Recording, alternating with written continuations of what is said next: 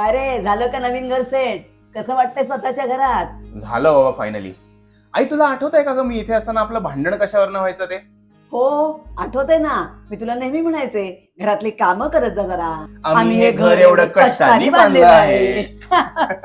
आणि मी तेव्हा तुला उलट उत्तर द्यायचो. मी म्हणायचो की तू तर घरीच असेस ना, तुला तसंही काय काम असतं? पोळ्याला मावशी आहेत, साफसफाईला मावशी आहेत. मला कधी रिअलाइजच झालं नाही मी किती अनग्रेटफुल होतो. म्हणजे ना मी कधी तुला थँक्यू म्हणलो, ना आपल्याला डेली बेसिसवर जे काम करायला मदत करतात ना त्यांना थँक्यू म्हणलो. कळते ना तुला आता? म्हणून मी अधूनमधून मावशींना साड्या देत होते, त्यांच्या मुलांना तुझे लहान झालेले कपडे ते देत होते. त्याच्यावरून तू माझ्याशी भांडायचास, आठवतंय ना?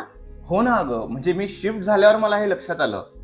आपण काय म्हणतो, आम्ही हे घर कष्टाने बांधलंय आणि हे बोलून मोकळे होतो. पण जे ऍक्च्युली घर कष्टाने बांधतात आपल्यासाठी, आपण त्यांना साधं थँक्यूही म्हणत नाही यार. आता विलास जावडेकर डेव्हलपर्सचा श्रमसेवा इनिशिएटिव्ह आहे. The residents are stepping forward to serve food, share moments and express gratitude to the workers. In fact मी पण सर्व केलं फूड त्यांना थँक्यू म्हणायला. इतकं भारी वाटलं माहितीये का? अरे वा, ती म्हण अगदी बरोबर आहे बघ. कुणाच्याही हृदयात स्थान निर्माण करायचं असेल तर त्याचा मार्ग पोटातून जातो. हो ना अगं, त्यांनी आपल्याला एवढं कष्ट करून घर बांधून दिलं. आता श्रमसेवाच्या ह्या इनिशिएटिव्ह मुळे आपल्याला त्यांच्या हृदयात स्थान मिळेल. याहून मोठं सुख काय?